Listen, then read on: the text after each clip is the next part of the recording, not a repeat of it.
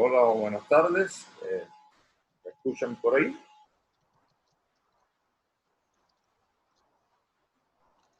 Bueno, pues si me están escuchando, aprovecho para darles la bienvenida a todos los que esta tarde se han motivado a participar en este webinar que se llama Implementación RPKI, Routinator and UNOS, que nos van a presentar dos ponentes, uno que se llama Carlos Martínez de la CNIC y uno que se llama Tomás Lynch de Bruto.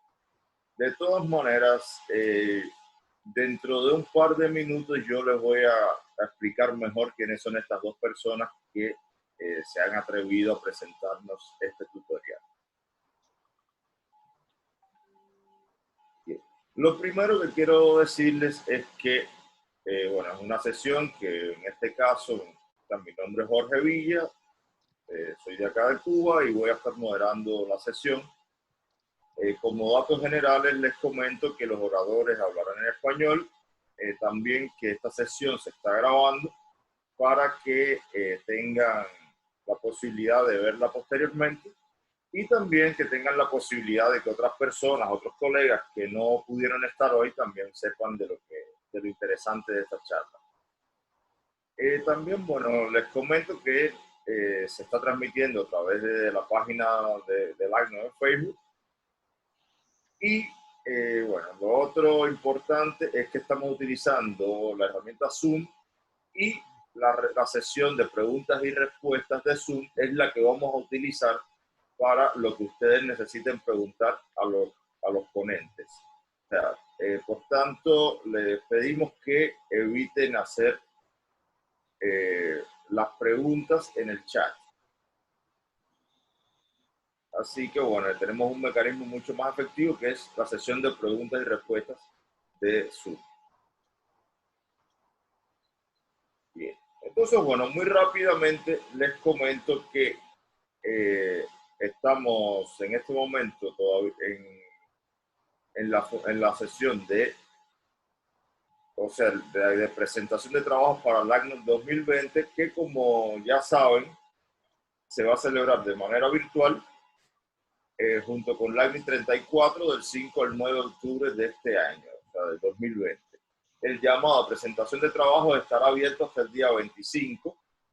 Toda la información, bueno, la pueden encontrar en este link que aparece aquí, en el web del LACNOC, y los trabajos los pueden subir a través también de este link que aparece acá. O sea, los que están suscritos a la lista del LACNOC, bueno, deben haber recibido esta semana, bueno, un recordatorio sobre el llamado a presentación, donde, y lo importante es que hay una serie de temas que aparecen listados, pero les recuerdo que no solamente los temas que se pueden presentar están resumidos a esa lista, sino todos los temas que tributen a lo que tiene que ver con operación de redes, de internet.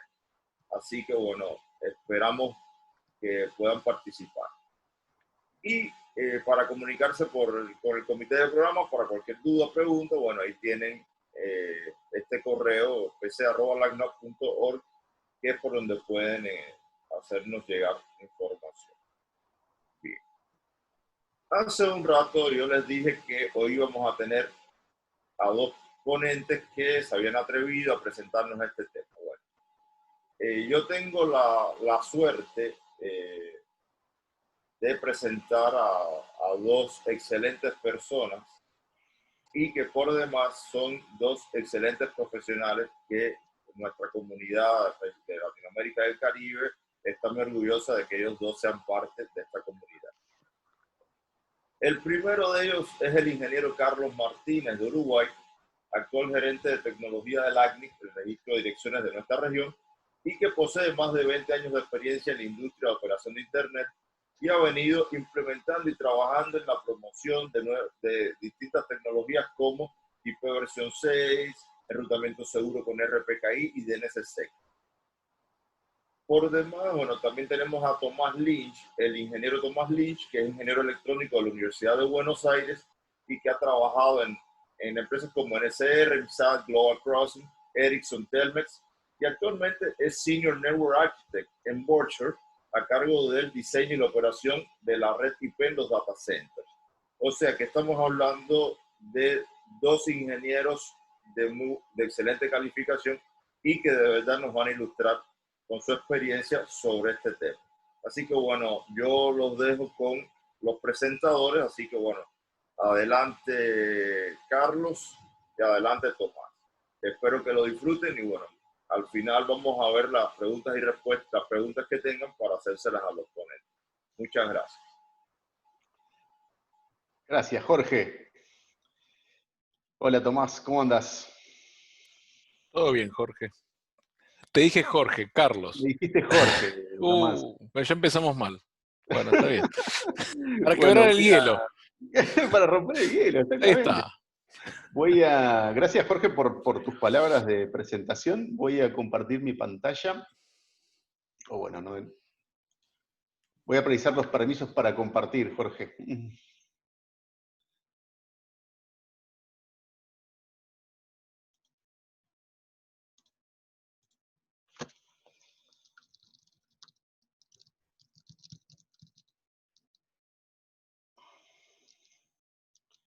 Mientras se soluciona el tema este de los permisos para compartir, les voy contando cómo va a ser la estructura de la sesión de hoy. Lo que tenemos son más o menos 25 minutos para mí primero, luego 25 minutos para Tomás, unos minutos de preguntas. La estructura de mi parte va a ser básicamente en dos. Voy a hablar un poco, muy rápidamente, de qué es RPKI, para qué sirve.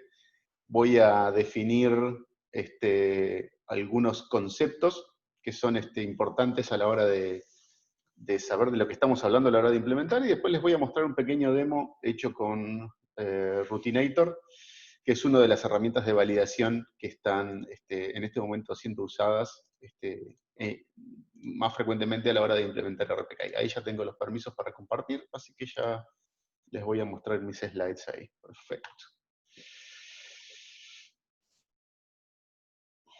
Bueno, poco respetando siguiendo con esa línea que les comentaba, vamos a conversar un poco de qué se trata RPKI, cuál es el problema que viene a resolver y cuál es, cómo implementar uno de los lados que hay que implementar en RPKI, que es la parte de la validación de los repositorios.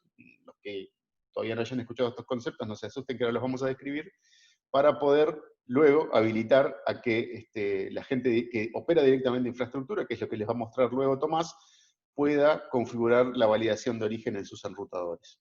Entonces, vamos a hablar un poquito de qué es BGP, muy rápidamente. Esto es algo así como el enrutamiento de Internet en un slide. Y ustedes lo que saben, seguramente todos han escuchado esto, BGP es el protocolo que mantiene a Internet unida. ¿Unida en qué sentido? Unida en comunicarle a los vecinos, de nuevo entre comillas, a qué rutas un sistema autónomo, otro concepto, o sea, un sistema autónomo es una red en Internet, a qué rutas un sistema autónomo sabe llegar. BGP, hay una frase que a mí me gusta muchísimo, que es el enrutamiento por rumores, el routing by rumor. El BGP, en definitiva, lo que le dice es, un router que habla BGP le dice a su vecino, yo sé llegar a estas redes, o a través mío podés llegar a estas redes. Y esa información, tal cual un rumor, se va propagando a través de Internet. Obviamente hay bastante más complejidad que esta, pero ese es el concepto básico. O sea, hay enrutadores o BGP speakers, como le llamamos a veces, que comunican esta información entre sí, y un BGP speaker, con lo que él conoce, más lo que aprende de sus vecinos, puede compilar una vista de lo que es Internet para él. Entonces, hablamos del concepto de anuncios, cuando un vecino le avisa a otro, yo sé llegar a, en este caso, por ejemplo, la red 128.66.00, los vecinos eso se lo van justamente rumoreando, pasando entre sí. El ASN que está, digamos, entre comillas, en la otra punta de Internet, es el que está recibiendo esos anuncios y aprende a llegar a través de alguno de estos sistemas autónomos a este origen. Los atributos son características que tienen estos anuncios que se propagan junto con el prefijo. Hay muchos atributos, esos atributos son parte de los algoritmos de decisión. Hoy, de hecho, vamos hablar un poco del algoritmo de decisión y van a ver que uno de esos atributos que es particularmente importante es lo que se conoce como sistema,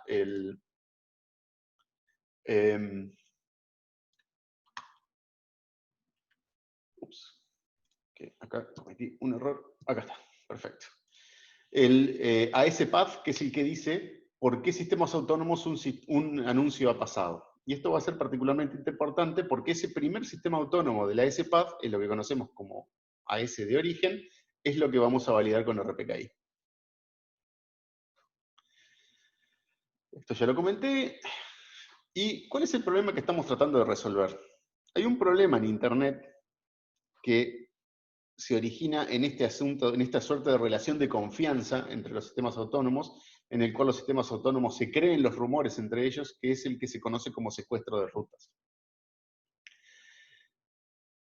En este ejemplo en el cual estábamos propagando un prefijo, imagínense que aparece un sistema autónomo malicioso, que le puse 66 por no ponerle 666. Este sistema autónomo inyecta un anuncio, inyecta un rumor en Internet en el que él dice que él sabe llegar a ese prefijo, el 128.66.24.0/24.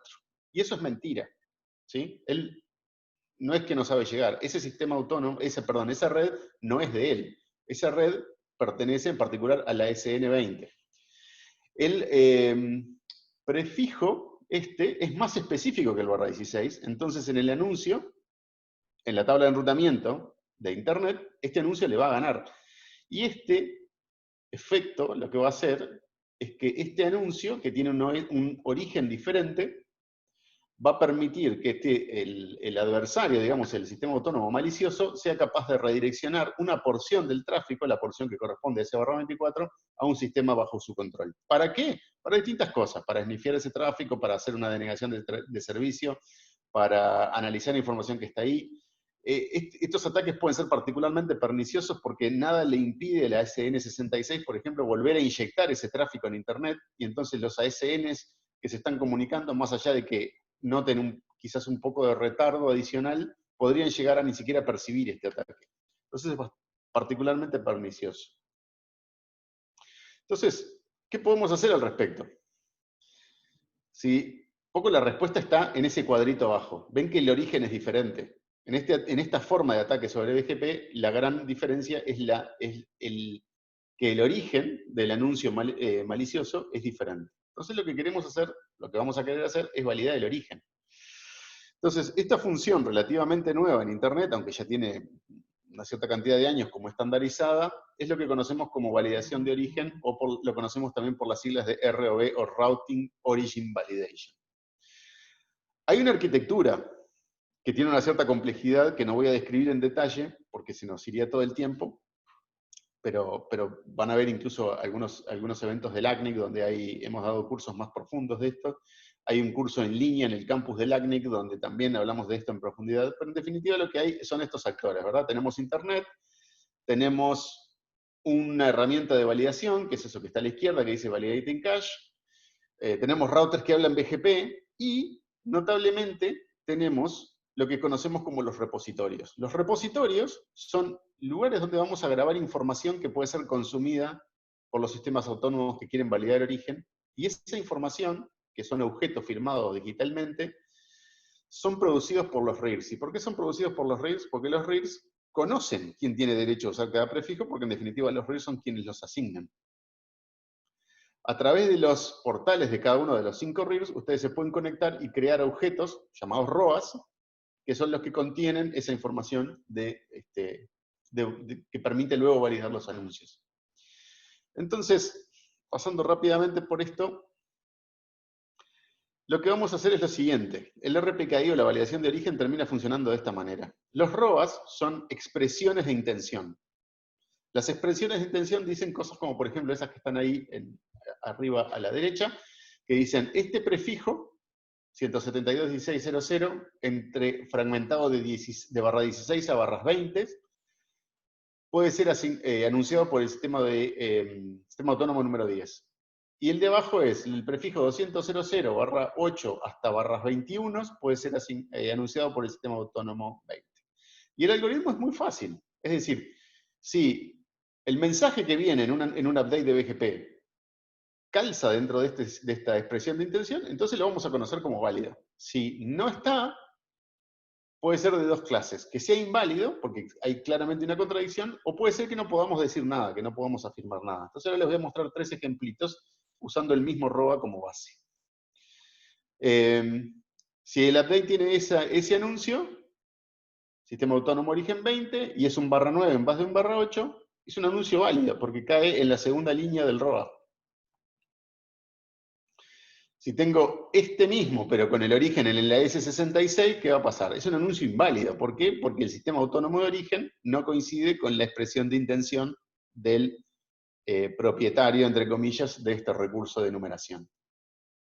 Y finalmente, el último caso es el caso en que no puedo firmar nada, que es el caso que le vamos a llamar el caso not found. Hoy por hoy, la mayor parte de las rutas en Internet son not found, porque todavía no todo el mundo creó sus ROAs. Aproximadamente un tercio, entre el 25% y el 30% de las rutas en Internet sí están cubiertas por algún ROA y pueden ser consideradas válidas o al menos clasificadas en alguno de estos criterios. El 30% ya no es poca cosa, o sea, es una protección significativa que se puede lograr. Esto lo voy a pasar rápidamente. La estructura de los repositorios, en definitiva, es... hay objetos que son firmados digitalmente. Para firmar digitalmente necesito pares de claves públicas y claves privadas. Esas claves públicas se almacenan en certificados, de todas tecnologías abiertas, tecnologías estándar, que se utilizan para generar esas firmas digitales. Y se genera una estructura arborescente como en todas las PKIs. Fíjense que la estructura de la subasignación de prefijos IP forma también un árbol, entonces es una correspondencia muy buena. O sea, hay un árbol de certificados y hay un árbol de recursos y hay una correspondencia entre los dos. ¿Cómo hacemos esto? ¿Cómo efectivamente implementamos esto? Entonces, acá hay dos roles, ¿sí? Muchas veces en la misma organización estos roles se van a confundir, pero hay dos cosas que necesitamos diferenciar, que son el titular de los recursos de numeración, que muchas veces también opera infraestructura, pero centrémonos en su rol como titular de recursos de numeración. Lo fundamental que tienen que ser como titulares de los recursos de numeración, ser conscientes de su política de enrutamiento. Al menos en lo más básico de todo, que es saber desde qué sistema autónomo estoy anunciando mis prefijos y cómo los agrego y los desagrego. Es decir, muchos anuncios que se hacen se desagregan por temas de ingeniería de tráfico, por temas de mitigación de denegación de servicio, etc. Pero es importante conocer cuál es mi política de desagregación. Si lo voy a desagregar desde /20 a /24, por ejemplo. Una vez que soy consciente de esta política de enrutamiento, por lo menos a este nivel, tengo que crear mis ROAs. Estas autorizaciones de origen que se crean, en el caso de nuestra región, en el sitio web del ACNIC. En el caso de otras regiones se crean en el RIC correspondiente. Y me permiten reflejar mi política de enrutamiento en objetos firmados digitalmente. Si me voy al otro rol, al rol como operador de infraestructura, necesito configurar la validación de origen en los routers que hablan externo al BGP. En aquellos que únicamente son interiores, que hablan solamente interno al BGP, no es estrictamente necesario. Hay otras técnicas para implementar esto y por ahí hasta sería quizás un poco complejo además implementarlo en todos lados. Fundamentalmente los enrutadores entonces que hablan externo al BGP necesito implementar, configurar la validación de origen. Necesito instalar y configurar una o más herramientas de validación. Y ni que hablar, necesito monitorear todo esto para estar perfectamente seguro de que está funcionando correctamente. Algunas definiciones que van a ser importantes en lo que viene ahora. El repositorio, como les decía, es un lugar en Internet, es básicamente el protocolo que se utiliza es R5 HTTP, es un sitio donde los ROAs y los demás objetos que conforman la PKI están accesibles para que las herramientas de validación las puedan acceder. Una herramienta de validación lo que hace es procesar estos objetos del PKI, bajándoselos de los repositorios, y lo que produce es, luego de hacer todo lo que es la validación de las firmas digitales, lo que le llamo validación criptográfica, y la validación lógica, es decir, que los recursos sean coherentes, estén incluidos adecuadamente, esa correspondencia entre los dos árboles que les mencionaba, y produce un archivo que no tiene criptografía, que es un archivo ya plano, que puede ser consumido directamente por un enrutador. Hay un protocolo, que es el RTR, que permite que los validadores le envíen información ya criptográficamente procesada a los enrutadores. ¿Por qué se hace esto? Porque los routers son muy buenos reenviando paquetes, pero son bastante malos haciendo criptografía. bastante malos en el sentido de que son comparativamente lentos y les generaría una carga de CPU importante. El protocolo RTR es un protocolo muy simple que se utiliza para compartir esta información de manera incremental. Entonces, ¿qué herramientas de validación hay hoy en Internet? Durante mucho tiempo la que existía era el validador de RIPE, creado por nuestros primos de Europa. Por suerte ahora hay una oferta bastante más amplia. Hay que yo haya relevado al menos 6 herramientas diferentes y puede ser que me haya olvidado de alguna. Las 3 más comunes son el validador de RIPE, que está ahora en su versión 3.1, que es una herramienta muy buena, escrita en Java.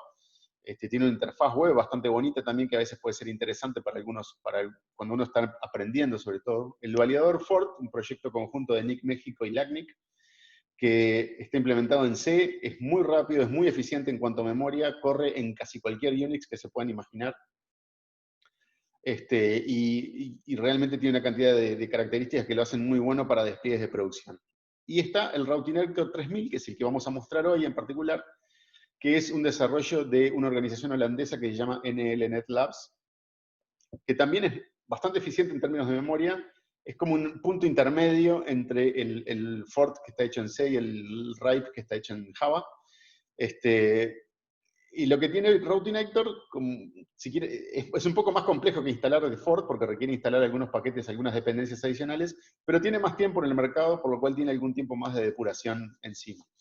En realidad, como pasa con las herramientas de DNS, por ejemplo, nunca es bueno depender de una única. En cualquier despliegue uno debería tener diversidad de herramientas. Hay otros, como el RPKI Client de OpenBSD, Ripster y Octo RPKI, en los cuales están por ahí, y no tengo mayor información, pero es bueno que haya diversidad de herramientas. Como le decía, el Routinector 3000 ya tiene como 1 año y medio o 2 en el mercado, por llamarle, es una herramienta de código abierto. Se instala relativamente fácilmente en sistemas Unix, está hecho en un lenguaje relativamente reciente que se llama Rust, y es el demo un poco que vamos a ver ahora.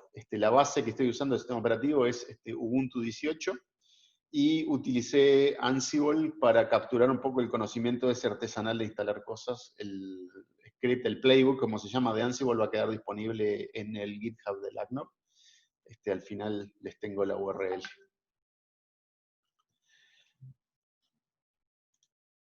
Me quedan 10 minutos. Creo que voy a andar bien, Ariel, gracias. Bien, estos son algunos prerequisitos para la instalación de Routinector. Tenemos, bueno, obviamente la base de Ubuntu 18 anda en otras versiones. Yo probé con esta. Siempre es recomendable usar una LTS, una Long Term Support. Hacen falta los compiladores de 6C++. Hace falta el rsync. El rsync es una dependencia. Tmux es opcional porque es práctico para usarlo, pero en realidad no lo necesita. Y el compilador y las utilidades de Rust. Entonces, bueno, como les decía, usé un poco Ansible para tratar de capturar lo que es la parte más artesanal de instalar paquetes. Es una herramienta de automatización que está muy bien. Obviamente ustedes pueden agarrar el playbook de Ansible que yo hice y simplemente reproducir los pasos que están ahí manualmente, pero realmente utilizar herramientas de automatización lleva a tener mejor infraestructura en el largo plazo. El demo que voy a mostrar está hecho con una máquina virtual de Vagrant, que es otra herramienta también de automatización que es bastante útil. Uso la integración entre las dos, pero el playbook que les voy a dejar se puede ejecutar contra un servidor SSH utilizando el comando Ansible Playbook con una serie de switches que, si a alguno le interesa, después se los puedo pasar en detalle. Entonces, ahora voy a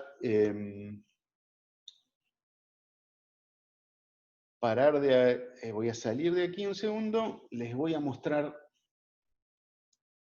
siempre en la misma ventana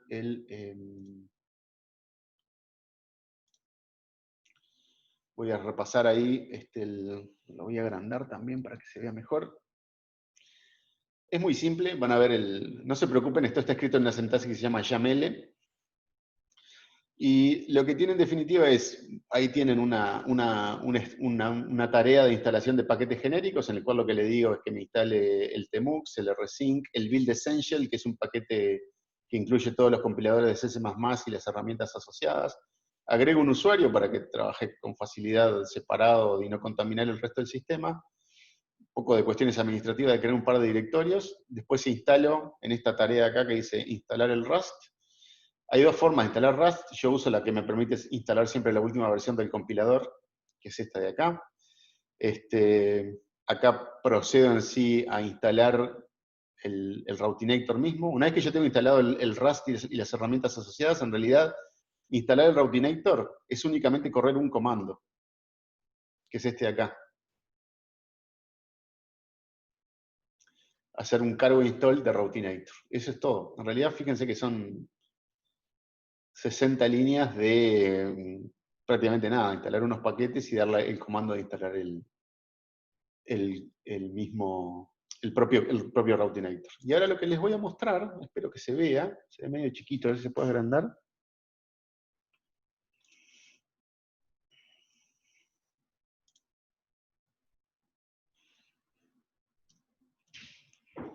Ahí está. Y ahí lo que les voy a mostrar cómo correr el Ansible contra el provisioner de background. Son 20 segundos este demo. Está achicado, en realidad demora un poco más, demora como unos 7 minutos, pero esta herramienta que estoy utilizando me permite compactar los momentos en el cual la consola en realidad está idle, digamos, está sin hacer nada. Ahí lo que están viendo es la ejecución de esas tareas que yo les mostré, y ahí está por terminar, en definitiva. Ahí terminó. Fíjense que lo que pasó acá es la ejecución secuencial de esas tareas que les mostré en el script. Y ya con esto, en este momento tenemos una máquina virtual en la cual está corriendo el Routinator. Entonces ahora voy a dejar de compartir esta ventana y voy a pasar a compartirles mi terminal.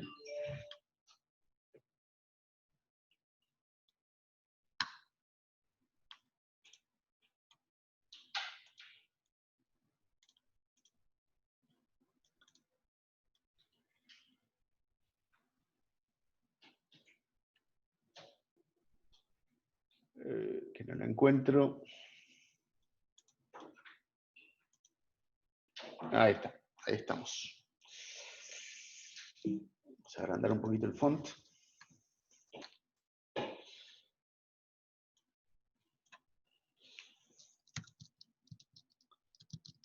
Con background SSH me voy a conectar por SSH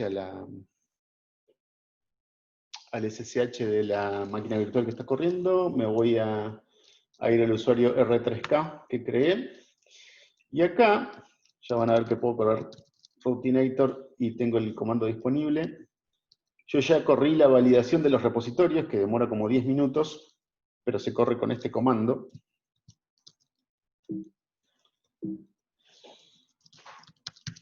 El "-b" es para que dé más información solamente. Ese sería el proceso, por ejemplo, lo voy a cortar para que no corra todo, pero ahí lo ven al Routinator cómo se está conectando a los distintos repositorios, les va diciendo cuándo se conecta por HTTPS, que es eso que dice RRDP, y los que dice Resync también les dice por qué comando se está conectando, y ahí tienen que dejar trabajar. La primera vez que esto corre, ya les digo, demora unos poco menos de 10 minutos, yo diría alrededor de 8 minutos, y después las corridas son incrementales, demoran menos. Lo voy a cortar para no aburrir y les voy a mostrar el resultado de una corrida anterior. Pues lo que hice fue redirigir la salida a un archivo de texto.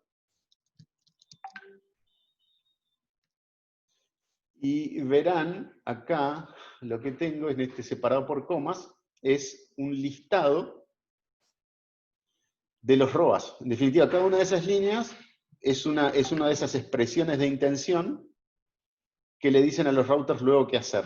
Entonces, lo que tienen es, voy a agarrar uno del ACNIC, por ejemplo, el sistema autónomo 11.815, está diciendo que el prefijo 179.60.00/19, que no se puede desagregar, porque la longitud máxima también es /19, perdón, lo dije mal, este prefijo, desagregado de esta manera, se puede anunciar desde este sistema autónomo, el 11.815. Y así, voy a ver si alguno que tengan, bueno, acá tienen uno, por ejemplo, de IPv6, el 2A05, etc. Van a ver de qué dice, de qué repositorio vino. y en definitiva tienen la misma información que está contenida en los objetos firmados digitalmente en un archivo plano. Saliendo de acá, les voy a mostrar la otra funcionalidad que me faltó mostrarles, que tiene que ver con correr un server. Entonces, tengo el comando server,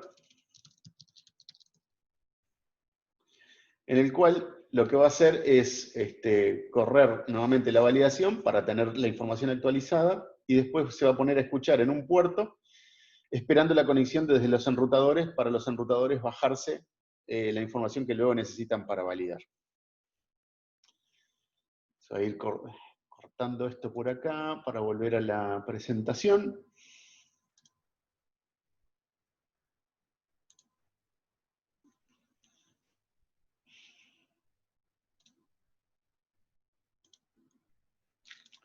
Ya estoy terminando con mi parte.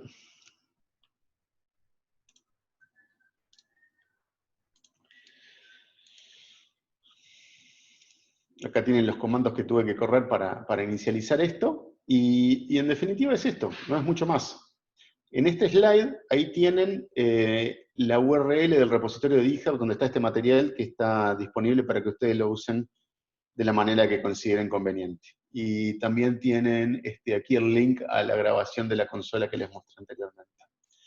Así que con esto terminaría mi parte. Muchas gracias. Y le cedo el micrófono a mi amigo Tomás. Sí, Carlos, muchas gracias. Y antes que empiece Tomás, solo decir que hay dos preguntas para ti que las vamos a hacer al final, que ya están en la sección de preguntas y respuestas. Perfecto, Jorge. Gracias. Si alguien más tiene alguna pregunta para Carlos, o bueno, para Tomás, que empieza ahora, bueno, pues perfectamente lo pueden hacer a través de la sección de preguntas y respuestas. Así que bueno, sin más, Tomás Lynch. Bueno, muchas gracias. Están viendo mi presentación, ¿verdad? Bien. Yo voy a hablar de cómo configurar RPKI en router Juniper. En realidad, en el Juniper, luego de leerlo y ver un montón de presentaciones, uno no configura RPKI en el Juniper, sino lo que vamos a configurar van a ser dos partes. Es una sesión contra este Routinator que presentó Carlos, y lo otro es la parte de políticas, ¿sí? De las policies que se aplican en la interfase. Y esto se quedó, en este instante se quedó trabado. Ahí está. Ok, bien. Entonces, la topología básica que vamos a utilizar es un router Juniper que habla con un proveedor de tránsito, un XP, de peerings privados y demás. Y a través de este protocolo RTR, que es un protocolo abierto y se puede configurar en los Junipers, y es el protocolo con el que Juniper va a hablar contra ese RPKI cache server que es el Routinator, ¿sí? La validación, esto pertenece a una presentación mucho más larga, pero la validación es que nos vamos a concentrar en los Juniper, es de los proveedores de tránsitos y peerings. La validación de los clientes en el data center en particular, donde trabajo yo, se hace de otra manera, ya que no tenemos routers Juniper de ese lado, sino routers Cumulus, ¿sí? Y además es otro proceso un poco más complejo. Pero bien, el RPKI Cache Server lo ha presentado Carlos. La verdad es que es bien simple la instalación, lo han visto online. Nosotros lo instalamos, tenemos dos servidores Routinators por data center. La configuración es bien simple. Lo importante es indicar bien el puerto, como vamos a ver ahora en el Juniper. Bien, como les decía, en la configuración de Juniper tiene dos configuraciones principales. Una es la sesión RTR contra los validadores, y la otra parte son las políticas que le vamos a aplicar al peer de BGP. Las políticas, les voy adelantando, las voy a aplicar para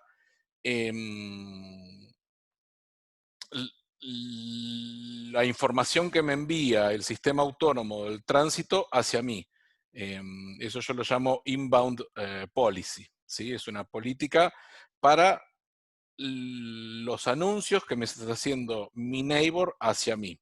No tenemos anuncios, no aplicamos estas políticas para afuera, ya que los clientes ya están filtrados en otra interfase de toda esta red. La configuración del validator es muy, muy simple. Se hace adentro de Routing Options, Validation, se le asigna un número de grupo, se pone un servidor, un segundo servidor, se puede poner como opcional el puerto, como opcional también la dirección de origen de estos requerimientos. Por ejemplo, yo esta configuración, la sesión, mis dos validators son el 2.1 y el 2.2. Con esto yo ya podría comunicarme con ellos por el puerto 2222 directamente. El Juniper por default, cuando uno configura esto, abre el puerto 2222, por lo tanto no es necesario agregarlo en la política que está protegiendo la PFE o la loopback del equipo, ¿sí? Las sesiones son dual stack, lo van a ver con comillas. El validator puede tener una dirección IPv4 como una IPv6, ¿sí? Pero la información, la base de datos que va a recibir el router va a ser información tanto para versión 4 como para versión 6, independiente de si la sesión está sobre IPv6 o IPv4. Lo otro es que se pueden configurar más de 3 sesiones, pero mi experiencia es que solamente he logrado levantar 2. No logré levantar las 3 sesiones al mismo tiempo. Por lo general con 2 sesiones sobran. Esto sería como un raw reflector. Con 2 raw reflectors uno tendría que manejarse tranquilamente. Lo mismo con 2 validators, sobre todo que cada validator está en una parte, digamos, una región de la red, ¿sí? Las sesiones, se hace un show validation session, ese es el comando. Voy a poner en negrita aquí arriba los comandos. Y vemos las sesiones arriba, hace cuánto tiempo que están arriba y cuántos registros recibimos de IPv4 e IPv6. ¿Sí? Como ven, ya de entrada una tabla global de Internet hoy de IPv4 ronda los 800.000 más o menos prefijos, y fíjense que los registros son 137.130. Una tabla IPv6 hoy global, y acá corríjanme, me parece que está entre los 70.000 y los 80.000 prefijos, y fíjense que solamente 23.000 prefijos tienen records, tienen registros en las bases RPKI.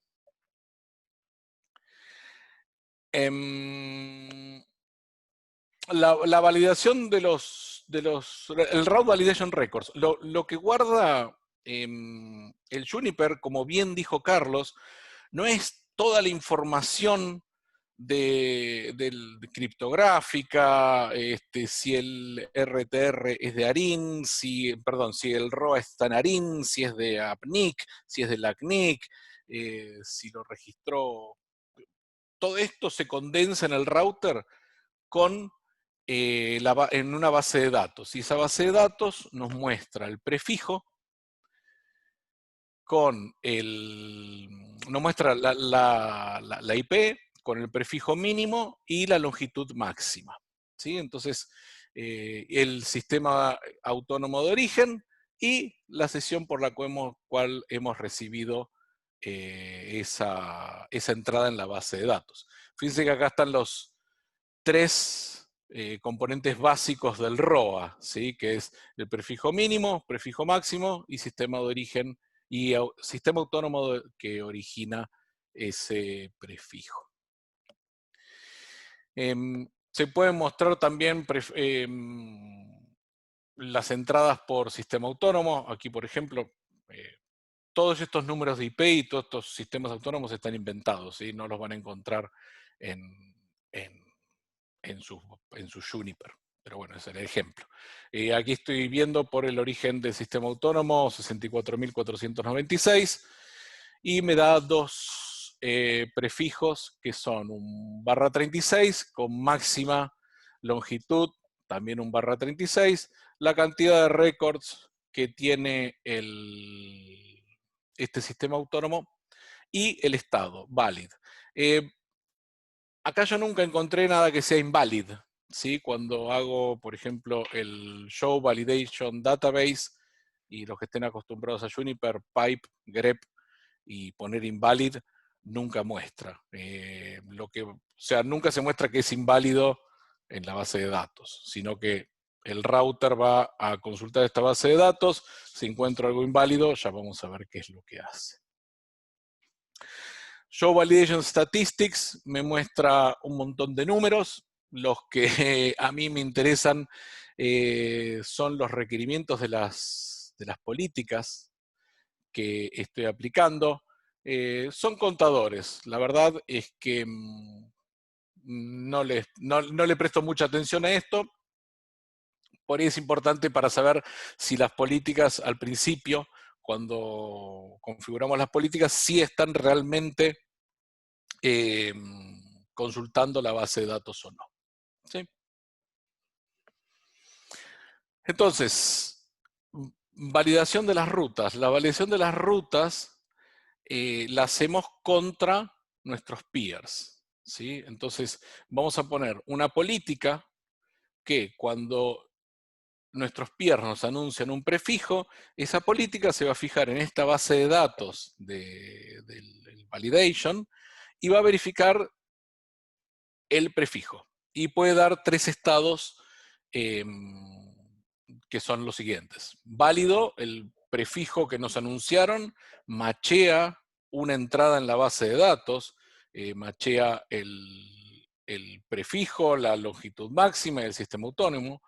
Inválido es que el prefijo no está enviado desde el sistema autónomo que registró ese ROA, o también puede ser inválido si la longitud del prefijo es mayor que la longitud máxima aceptada. Por ejemplo, en IPv4 un /22 y tiene como máxima longitud un /22, si el sistema autónomo de origen es válido, ¿sí? Pero está enviando un /24, no va a hacer match contra esta entrada y le va a poner en estado inválido. Todos los prefijos que no tengan una entrada en esta base de datos se van a poner como desconocidos, unknown, ¿sí? Un /24 que no se encontró y listo, no hay, no machea ni válido ni inválido, es desconocido. Hay un cuarto estado llamado sin verificar o unverified, que es cuando el prefijo no ha pasado por la política.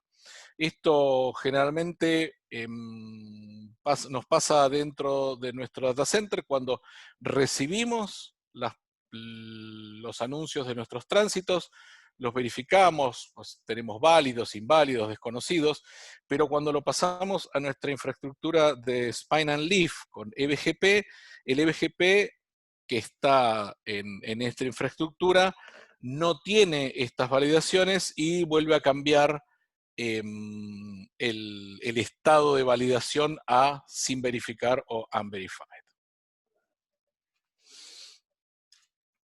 Bien. La política básica para los que estén, para los que conozcan de Juniper, es bien simple. Incluso se puede hacer más simple que esto todavía. Es un término dentro de una política, aquí le puse Peer Inbound Policy, un término que se llama RPKI inválido. Esto está copiado y un poquito modificado de las páginas de Juniper. Si viene del protocolo BGP y cuando consulto a la base de datos me da inválido, entonces le pongo el estado del inválido, le agrego una comunidad, ¿sí? Una comunidad de BGP, que se llama Origin Validation State Invalid, y hago un reject, o sea, no instalo esta ruta en la tabla de ruteo, ¿sí? Cuando es desconocido, nuevamente, del protocolo BGP, si la base de datos me retorna que es desconocido, le pongo el validation state desconocido, una comunidad, y luego la acepto. ¿Por qué la acepto? Porque nadie registró ese ROA, o sea, o no pertenece a algún ROA que tenga un máximo inlet, ¿sí? Aquí se pueden hacer varias cosas, por ejemplo, si recibo los unknown frente a los válidos, le puedo dar mayor local preference a los válidos que a los unknown, ¿sí? Aquí la política ya depende de qué es lo que queremos hacer dentro de nuestra red. Incluso si es unknown, lo puedo hacer reject, ¿sí? Ahora vamos a ver qué cantidad de rutas van a reject si hacen eso. Pero digo, esta es la política bien básica y se pueden hacer, agregar otra comunidad, cambiar el local preference, hacer un prepend, etc. Y el término válido, muy parecido al unknown del protocolo BGP, si me devuelve válido, le pongo el estado en válido y la acepto con su comunidad en particular. ¿Sí? Entonces, esto sería una política muy básica dentro de Juniper para aplicar a mis peers o a mis tránsitos. Las comunidades, aquí las muestro, realmente es opcional poner esas comunidades. Lo bueno de estas comunidades es que como es un atributo transitivo, lo puedo pasar hacia mi infraestructura de Spine and Leaf, y luego mis clientes pueden hacer algo con esta comunidad, o ellos mismos podrían hacer, usar un routinator para verificar la validación de los prefijos. Se aplica como cualquier otra política en el grupo de BGP. Import, lo podemos hacer un BGP group myPeer, el neighbor, número de IP del neighbor, import y el nombre de la política. ¿Sí? ¿Cómo vemos ahora si está funcionando todo esto? Show route validation state es el comando. Siempre el signo de pregunta, recuerden que es el amigo eterno del ingeniero de redes, ¿sí? Es el mejor amigo que van a encontrar en la línea de comandos.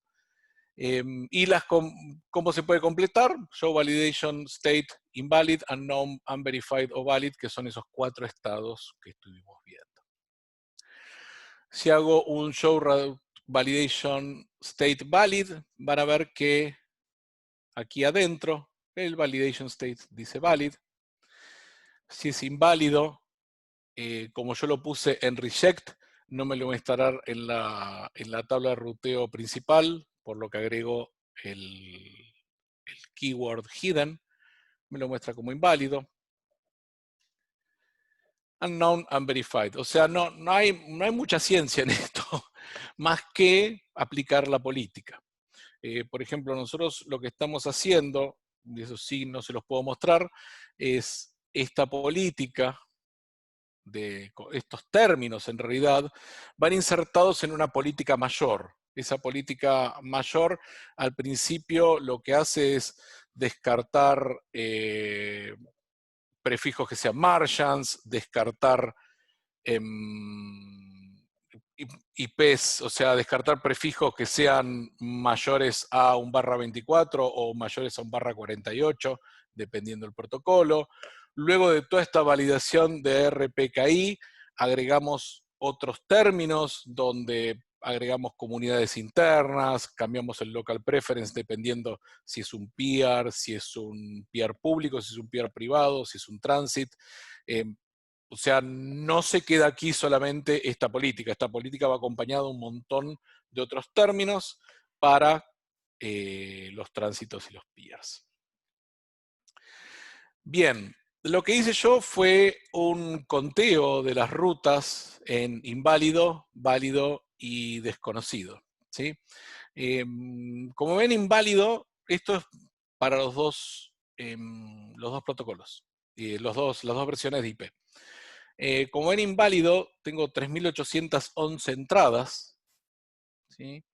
Me representa un 0.43%, o sea, acá encontramos un montón de proveedores, grandes telcos, no digo nombres, que registran digamos, un barra 32 en IPv6, le ponen longitud máxima barra 32 y luego empiezan a enviar barras 48 o barras, voy a volver loco a varios, barra 39, por ejemplo.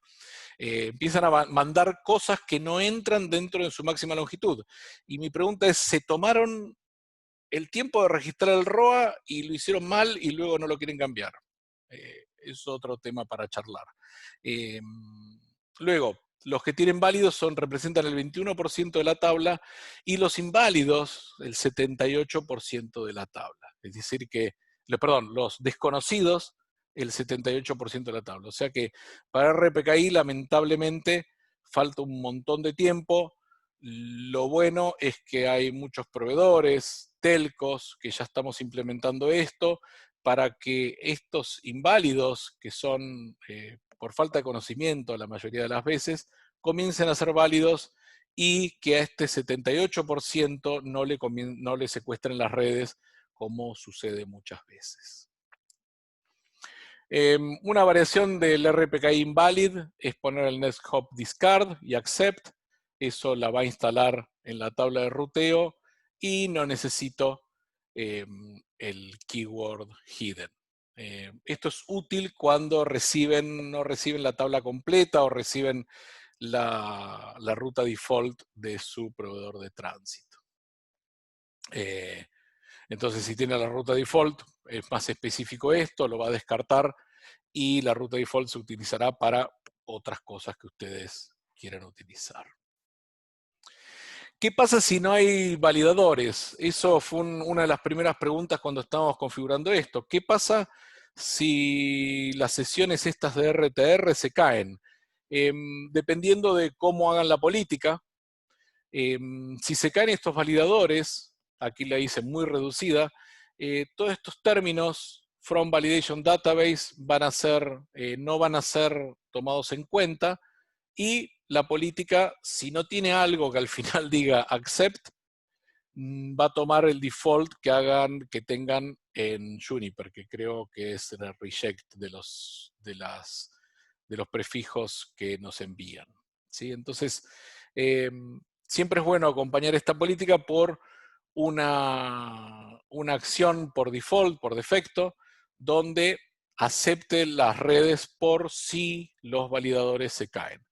Los validadores se pueden caer por mal ruteo dentro de nuestra red, algún bug que afecta al Linux que está donde está el Routinator, o el Routinator mismo que tenga algún bug en sí. ¿Sí? Entonces, si se caen los validators, siempre poner algún término donde podamos donde podamos seguir recibiendo las rutas hasta que esos validadores se vuelvan a la vida. ¿Sí? Algunas consideraciones de Juniper. Esto es soportado del 12.2.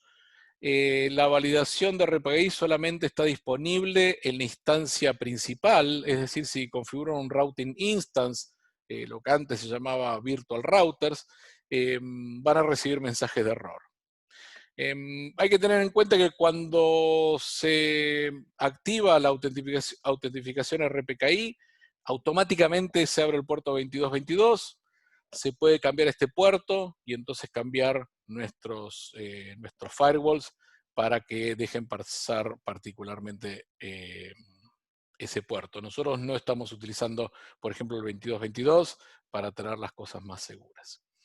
No todas las plataformas Juniper soportan, no sé si decir legalmente, o soportan O sea, Juniper no va a soportar configuraciones que no se hagan en ciertos equipos. Por ejemplo, los equipos que hoy Juniper soporte, que pueden abrir casos, son MX y los que comienzan con A, que ya me olvidé el nombre.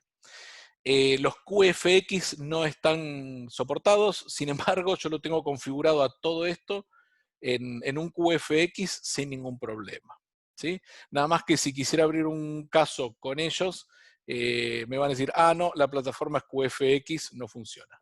Pero los invito a que verifiquen en sus routers. Si tienen MX, van a estar completamente cubiertos por garantía o lo que tenga Juniper para darles. Referencias. Estas presentaciones, tanto la de Carlos como la mía, están en LACNOG. Muy probablemente Jorge o Lía les dirá dónde encontrarlos. Estos son unos links que muy útiles, me fueron muy útiles para configurar la validación, que como han visto es bastante simple. No hace falta, no hace falta tener, no me ha subido la CPU ni la memoria, no me ha reseteado el daemon del RPD, no me ha bajado las sesiones BGP, simplemente está agregando cambia el estado este que mostramos aquí, el validation state siempre está presente como unknown, o unverified, perdón, como unverified. Si ponen esta política van a ver como invalid, unknown o valid, ¿sí? Entonces, en cuestión de recursos para el router, no ha consumido, no hemos visto grandes cambios en CPU, memoria, etcétera, e incluso cuando lo configuramos, el router no presentó retardos en implementarlo. Bien, eso es todo mi presentación. No sé cómo vas a hacer con las preguntas, Jorge.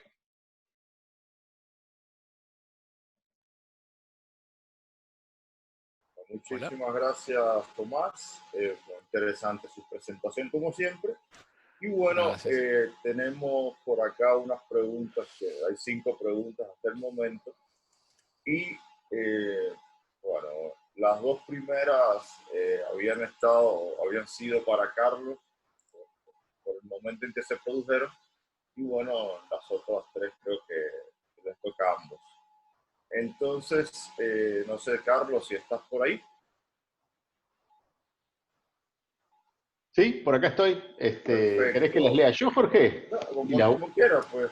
Como quieras. Las leo y las voy contestando. Ok, las 2 primeras son tuyas. Perfecto. Facundo Townhauser pregunta, buenas tardes, ¿la entidad registrante de recursos puede delegar la autoridad de generación de ROA a las organizaciones a quienes delega direcciones IP?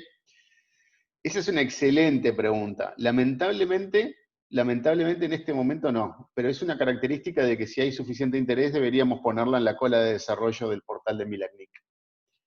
Al día de hoy, lamentablemente hay que pedirle al titular de los recursos que cree los ROAs.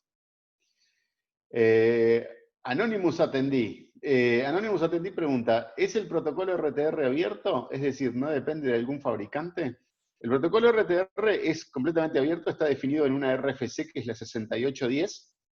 La RFC 6810, como todas las RFCs, es un producto del trabajo del IETF y bueno, está disponible ahí para que ustedes puedan tranquilamente examinar el funcionamiento del protocolo. No hay nada propietario en todo esto. De hecho, todo lo que es firma digital, la RPKI propiamente dicha, todo esto que mostramos hoy está cubierto por distintas RFCs del IETF. Bueno, ahora viene otra pregunta de Anonymous Attendee, que dice, para un IXP que apenas inicia, ¿qué software de validación recomienda? ¿Querés responder vos, Tomás, o digo mi opinión nomás? Un IXP que apenas inicia, me imagino que está hablando de peering. el IXP manejará los route servers. A mí me fue muy bien con Routinator, haciendo RTR contra Routinator. Sé que hay más. Como Carlos los mencionó al principio, está Ford, está lo de Ripe y hay varios dando vueltas. Yo recomendaría Routinator, no sé, Carlos, vos qué pensás. Es una recomendación válida. A mí, digamos, por el ciclo en el cual yo estuve experimentando y aprendiendo RPKI, yo empecé con el validador de Ripe. Uh-huh. El validador de Ripe, lo que yo le veo como fortaleza, si se quiere, para alguien que recién inicia, ya sea un IXP o cualquier otra instalación, es que la interfaz web del validador de Ripe tiene algunos detalles simpáticos que le permiten a uno ver qué es lo que está pasando en la red, cuando de repente todavía no tiene desarrollada esa intuición de qué cosas son válidas, qué cosas son inválidas, si los trust anchors se están validando, etc. Sí. No sé si lo recomendaría para producción, porque, como les decía, está hecho en Java y consume bastante memoria, y por ahí, por ejemplo, el ciclo de arranque y la validación inicial demora bastante. Pero en definitiva, estas cosas es como todo, es lo que a cada uno le funcione. Sí, sí, la verdad que Routinator nosotros lo probamos en Ubuntu, en CentOS, y funciona. Y la verdad es que lo que más tarda es la primera corrida, pero que creo, Carlos, vos dijiste que la primera corrida son 8 o 10 minutos. Más o menos, sí. A nosotros tuvimos la misma experiencia y luego funciona y luego es incremental la base de datos, ¿no? Exacto. Saca lo que está viejo, pone lo que está nuevo y Uh-huh. demás. En este rato, mientras estábamos hablando, yo lo dejé corriendo en mi máquina virtual y, por Sí, ejemplo, les puedo decir que alguien en Taiwán hizo un cambio hace un rato. claro. Por si estaban interesados en eso. Yo estoy esperando a alguien de las Filipinas y esto es en Claro. serio. No es en No, la serio. única Sí. razón por la que sé de Taiwán es porque Taiwán tiene un repositorio aparte. Tiene un RPKI delegado, que bueno, que es algo que no hablamos hoy, entonces se nota. Claro. Facundo pregunta, ¿qué consumos extra de recursos voy a tener al usar RPKI tanto en el router como en el servidor de validación? Vos me mencionaste algo recién del tema del router. Si no El sé si lo router sí, no hay mucho. No hay mucho realmente, no consume mucho. En la experiencia nuestra acá en la red del ACNIC, que lo que tenemos son 3 enrutadores Cisco, y no hemos notado prácticamente nada. Me es difícil identificar una diferencia entre el router sin validación y el router con validación en lo que es las gráficas de consumo de memoria y CPU. Y a nivel de recursos de validación, yo estoy en este momento, lo que estoy corriendo, lo que les mostré es una máquina virtual que corre en mi Mac, ni siquiera corre en un VMware ni nada de eso. Es una máquina virtual que de hecho es la base de Vagrant, que es una cosa que no se puede customizar demasiado, que tiene 2 GB de RAM, y nada, tampoco corre perfecto. Sí, yo he escuchado que Routinator lo hacen correr también ¿cómo se llaman esto? Raspberry Pis. Uh-huh. Y nosotros también lo tenemos en máquinas virtuales con CentOS 7, Virtual CPU, no consume muchos recursos. Así que no es algo que sea, no es algo que se tenga que invertir demasiado en dinero, es más, casi el costo sería cero, ¿no? Es una máquina, el router uno ya lo tiene, no hay que ponerle más memoria, y lo que habría que buscarse es una máquina virtual o comprar por no sé cuántos dólares, menos de 100, un Raspberry Pi y conectarlo a la red, ¿sí? Facundo pregunta, Sí. ¿cuál es el mayor riesgo de implementar esto? Yo no le veo grandes riesgos. El riesgo por ahí está en hacer mal la política. Ahí está. En el Juniper, porque ya hablamos que no consume muchos recursos, ¿sí? El Routinator es una base de datos, básicamente muy, muy simple, que se comunica con RTR contra el Juniper. Luego el Juniper pone todo eso en una base de datos mucho más pequeña, o sea, en tamaño, no en cantidad de entradas. Pero el riesgo sería, por ejemplo, que el RTR se caiga y tener mal configurada la política que solo acepte cuando tenemos esa base de datos arriba. ¿sí? Como había mostrado yo. O sea, siempre se tiene que tener alguna política default, un término default al final de la política para que pueda aceptar los prefijos en caso de que en caso de que la base de datos se caiga. Yo, complementando eso que vos decís, desde el otro lado, lo que diría es que, al igual que en cualquier servicio que uno tenga operando en la red, uno tiene que tener esto incorporado en su infraestructura de monitoreo. Es decir, Exacto. si yo tengo validadores escuchando en determinados puertos, y lo que tengo que hacer es tener en mi Nagios o en mi Observium o en lo que sea, esos puertos monitoreados, Sí, señor. esas máquinas virtuales monitoreadas para ver cómo evoluciona su ocupación de disco, consumo de CPU, etcétera, etcétera. Pero esto no es distinto de lo que uno tiene que hacer para cualquier servicio. En definitiva, Tal es una cual. buena práctica operativa que uno aplica a cualquier servicio. Perfecto. Ahí hay otra. ¿Qué nos Dale, podrías dale. decir si se quiere usar Fort? Esa para vos. Yo no Esa sé. para mí. De hecho, la idea es, tengo entendido que vamos a hacer algún webinar parecido a este en el cual vamos a usar Fort. De hecho, podríamos hacer uno de, como hicimos Routinator con Junos, podríamos hacer Fort con Cisco, por ejemplo. Totalmente, sí. Sí. En definitiva, no tengo mucho más para agregar con el tema de Fort. Fort se instala en Ubuntu 20, está en los repositorios. Se instala haciendo apt-get update install Fort. Perdón, apt-get update, apt-get install Fort. O Fort Validator, no me acuerdo exactamente cómo se llama el paquete, pero está en los repositorios, señores. O sea, se instala muy fácilmente. Mucho más simple que esto que yo mostré hoy. Si están usando un Ubuntu anterior, ahí sí hay que darle alguna vuelta adicional, hay que compilarlo, pero también se compila muy sencillo. Que ya el Routinator es simple, o sea, son 4 líneas ahora que me acuerdo. Sí, es muy fácil, Sí, es muy sí, fácil. sí. Y no me extrañaría que justamente en alguna versión futura esté en los repositorios también. Tal cual. Sé, por Sí. ejemplo, me consta que Routinator está disponible, no sé el término, capaz que diga un disparate, está disponible como una imagen en AWS. O sea, te pueden instanciar una imagen en AWS que es un Routinator. Perfecto. Y finalmente, ¿qué características de hardware y software se pueden usar como mínimo requerido? Creo que ya lo atendimos esto. Sí. Nada, máquina virtual, poca cosa más. Vos mencionaste las versiones de software de Junos. Las versiones de software en Cisco se las tendría que chequear, pero se las traigo para la próxima instancia de esta actividad. Pero son bastante viejas ya. O sea, es una cosa que está disponible desde hace bastante tiempo. Bien. Jorge, por ahí habríamos terminado. Bueno, creo que sí, de momento no hay más preguntas. Les comento a todos los participantes que ahí en el chat, nuestra manager Elías Solís acaba de publicar el enlace donde pueden encontrar las slides que han presentado tanto Carlos como Tomás. Y bueno, si no tenemos ninguna otra pregunta, estamos cerrando este webinar, que me parece que ha sido bueno.